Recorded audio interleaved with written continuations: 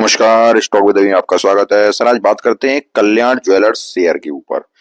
Jewellery का share है कल्याण jewellers, jewellery segment में काम करता है। और क्या ये स्टॉक आपको टाइटन के स्टॉक तक दिखाई दे सकता है? मेरा मतलब ये है कि टाइटन आज 3,000 के लेवल पे है, तो क्या कल्याण ज्वेलर्स भी 3,000 के लेवल पे जा सकता है? तो सारे कुछ बातों पर चर्चा करेंगे और देखेंगे कि इसने रिटर्न कितना दिया है। तो वो आपको बताता हूँ। 2 साल का 554% का रिटर्न है, 1 साल का 132% का रिटर्न है, वहीं 6 महीने की बात करें तो 62% का रिटर्न है, एक दिन का 2% का रिटर्न है, वहीं एक मंथ में लगातार गिरावट जारी है, क्योंकि अक्टूबर में आपको भी वैसे ही पता है लगातार गिरावट रही है। तो एक मंथ में 8% की नेगेटिव है और एक वीक में 3.6% का नेगेटिव है।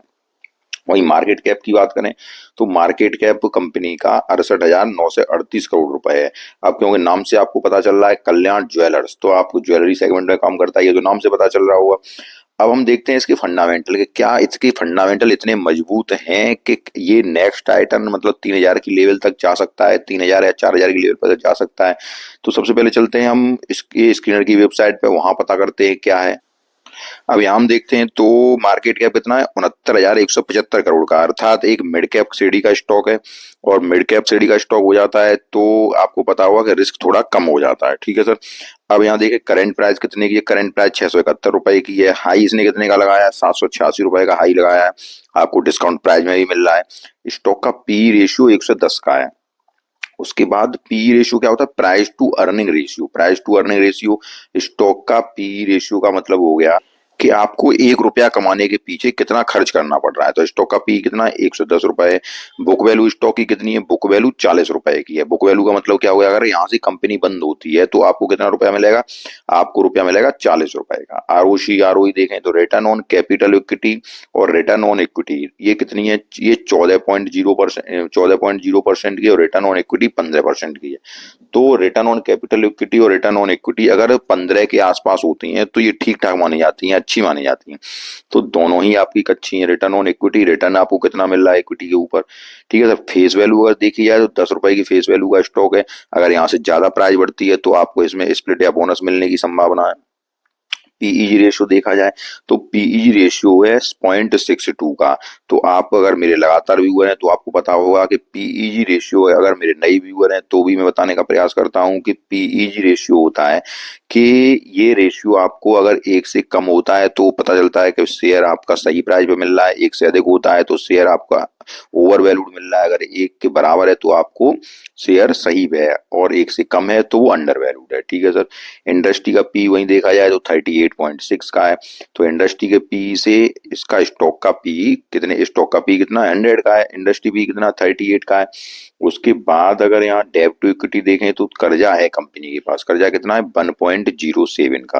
अर्थात अगर आप 1 रुपए खर्च करते हैं तो आपके पास कर्जा कितना मिल रहा है, आपको 1.07 का, तो कर्जा है कंपनी के पास।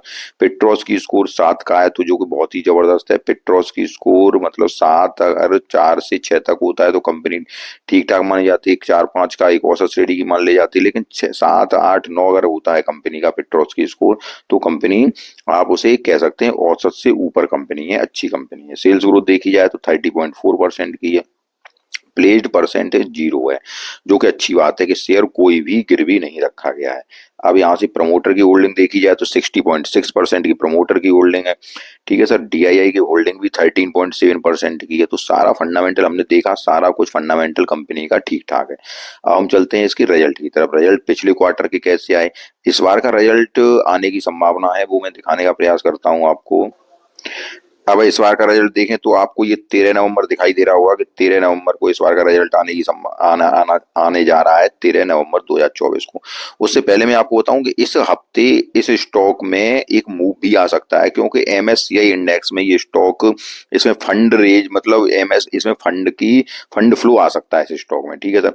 तो कल्याण ज्वेलर्स में एमएससीआई इंडेक्स के ऊपर फंड फ्लो इसमें आ सकता है स्टॉक में।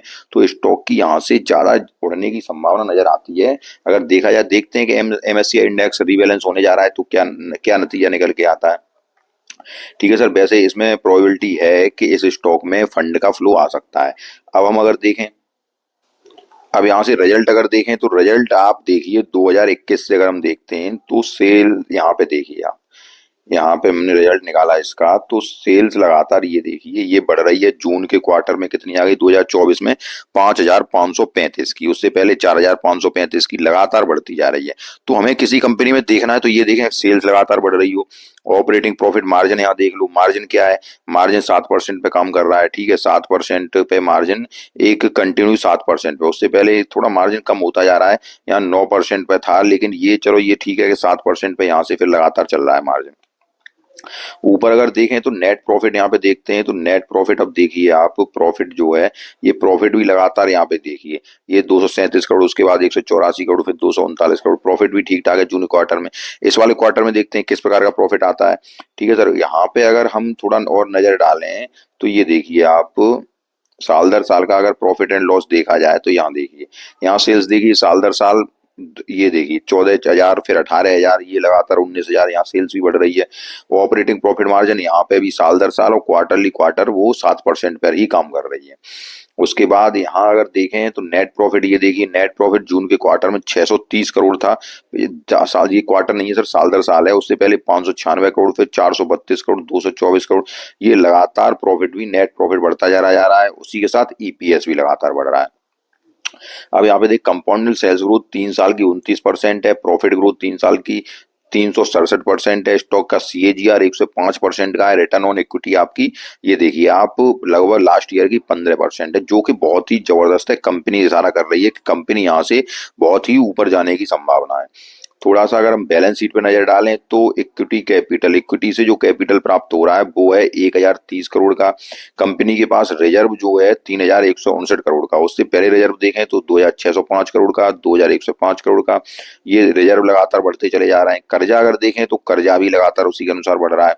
लाइबिलिटीज अगर देखी जाए तो टोटल लाइबिलिटी 10,713 करोड़ की, फिर 12,818 करोड़ की है।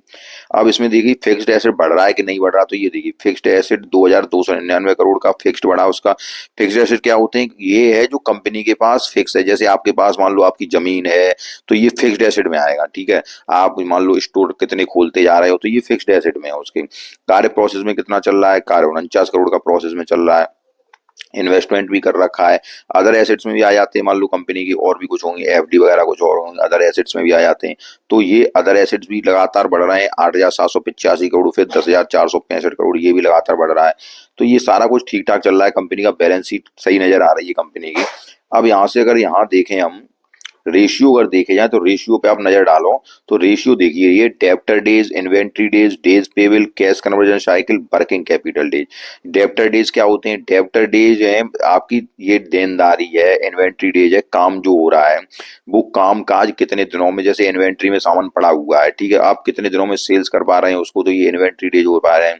सेल्स करके कितने दिनों में पैसा को जनरेट कर पा रहे हैं। डेज पेबल है, कितने दिनों में पैसा आप जिनसे आपने पैसा लिया है उनको दे पा रहे हैं। कैश कन्वर्जन साइकिल क्या होती है, ये पूरी एक वर्क प्रोसेस होती है। कैश कन्वर्जन साइकिल एक पूरी साइकिल है, एक पूरी प्रोसेस है, जिसमें मान लो आपने सामान बनाया, जैसे कंपनी गोल्ड बना रही है तो कंपनी ने गोल्ड बनाया, अब उसको कितने दिनों में, इन्वेंट्री डेज का कितने दिनों में माल को रखे है, तो वहां से माल कितने दिनों में बिच पा रहा है, फिर सेल्स कितने ऐसी हो पा रही है, फिर जब सेल्स हो गई तो फिर वहां से पैसा कितने दिनों में आ पा रहा है। अब वो पैसा आया तो पैसा में किसे देना है, हमने किसी से उधार भी लिया है उन्हें देना है, किसी से हमने पैसा कुछ, ये शॉर्ट टर्म में पैसा लिया जाता है और एक लॉन्ग टर्म में लिया है, तो हमें जब से जैसे 1 साल के अंदर जिसको देना है तो उनको पैसा हमें चुकाना है। तो ये सारा कुछ 90 दिनों के अंदर जो आ रहा है, तो ये कंपनी का कामकाज बता रहा है। तो ये देखिए डेब्टर डेज 6 दिन के, ये इन्वेंट्री डेज 191 दिन है, इसको थोड़ा मेंटेन करना है।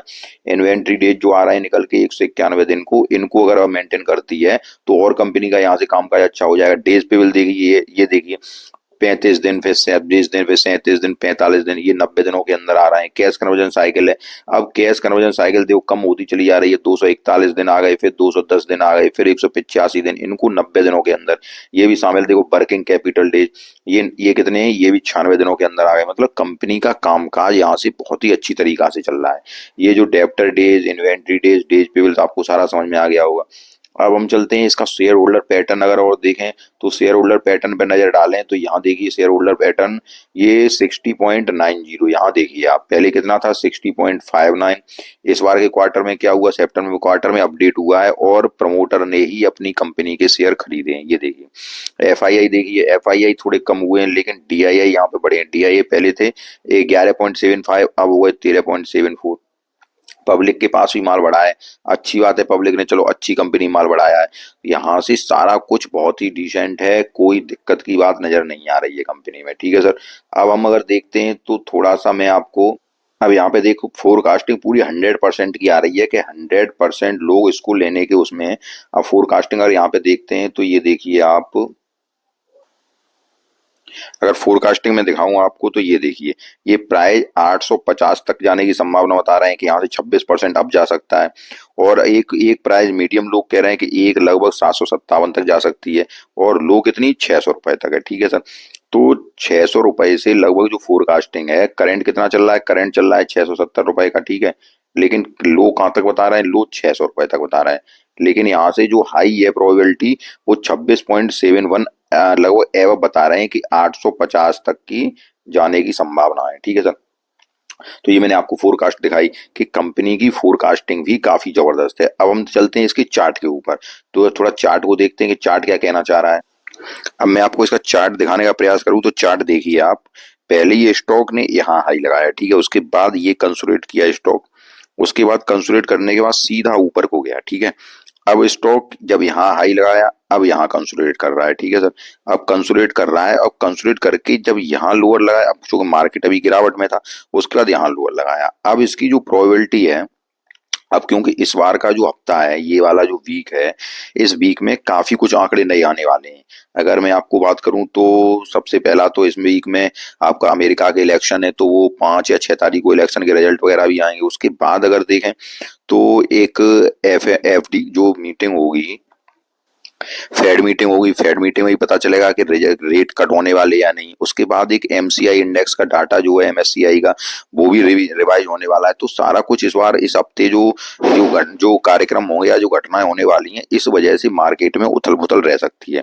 अभी उथल पुथल में देखा जाएगा, मार्केट कहाँ जाएगा ये तो बाद में देखेंगे, कि ऊपर जाए या नीचे जाए वो अलग बात है। लेकिन इस हफ्ते जो इवेंट्स आने वाले हैं, इस वजह से निफ्टी में एक मूव आपको देखने को मिल सकता है। अगर इस मूव में, अगर ये स्टॉक आपको अभी कौन सी प्राइस पे चल रहा है, अभी 670 की प्राइस पे चल रहा है, अगर ये स्टॉक आपको यहाँ से, ये जो 670 की प्राइस चल रही है, यहाँ से उसके बाद ये सपोर्ट, ये है इसका नेक्स्ट सपोर्ट, तो ये लगभग 650 रुपए का नेक्स्ट सपोर्ट है। अगर आपको 650 रुपए के पास मिल जाए तो आप ऐड करिए, क्योंकि फंडामेंटल बहुत ही जबरदस्त है स्टॉक का, ठीक है सर। यहाँ से अगर नीचे, इसको आपको लॉन्ग टर्म में ले जाना है स्टॉक को, कोई शॉर्ट टर्म नहीं है, कोई ट्रेडिंग की सलाह नहीं है, केवल लॉन्ग टर्म आपको होल्ड करना है, क्योंकि फंडामेंटल बहुत ही जबरदस्त है कंपनी का। उसके बाद इस स्टॉक में मुझे कोई कमी नजर नहीं आ रही है। अगर ये स्टॉक आज अभी आपको 670 की प्राइस पे मिल रहा है, 670 की प्राइस के बाद अगर मैं थोड़ा और दिखाने का प्रयास करता हूँ कहाँ पे और ये टिक सकता है, उसको और देखते हैं। तो अगर मैं आपको बात करूं तो ये स्टॉक आपको 650 की रेंज, ठीक है सर। उसके बाद अगली रेंज जो है वो लगभग 635, ठीक है। उसके बाद 635 के बाद इसी रेंज में, लगभग यहाँ तक की रेंज में ही स्टॉक आ सकता है। इससे ज्यादा स्टॉक की मुझे नहीं लग रहा है नीचे आने की संभावना है। अगर आपको इस रेंज में मिलता है 635 650, यहाँ स्टॉक मिल जाए, मतलब अभी इसकी रेंज लेने लायक आपकी स्टॉक ही चल रही है। आपको लॉन्ग टर्म के लिए होल्ड करना है तो इस प्राइस से, अभी जो प्राइस चल रही है, इससे जरा भी नीचे आता है तो आप इसको लेने का प्रयास कीजिए, इस स्टॉक को लॉन्ग टर्म के लिए होल्ड कीजिए। देखो ज्वेलरी के जो स्टॉक हैं, जैसे एक कल्याण ज्वेलर्स हुआ, दूसरा एक सेंको गोल्ड हुआ, तीसरा आपका सेंको कल्याण ज्वेलर्स, ये बहुत ही जबरदस्त स्टॉक हैं। और एक इसमें छोटा स्टॉक मैं आपको बताने का प्रयास करूं तो राधिका ज्वेलर्स, तो उस स्टॉक की भी, वो भी मुझे यहाँ से मल्टी बैगर रिटर्न देता हुआ दिख रहा है। तो उस स्टॉक की मैं एक वीडियो आपको बनाऊंगा कि वो स्टॉक यहाँ से कहाँ तक जा सकता है।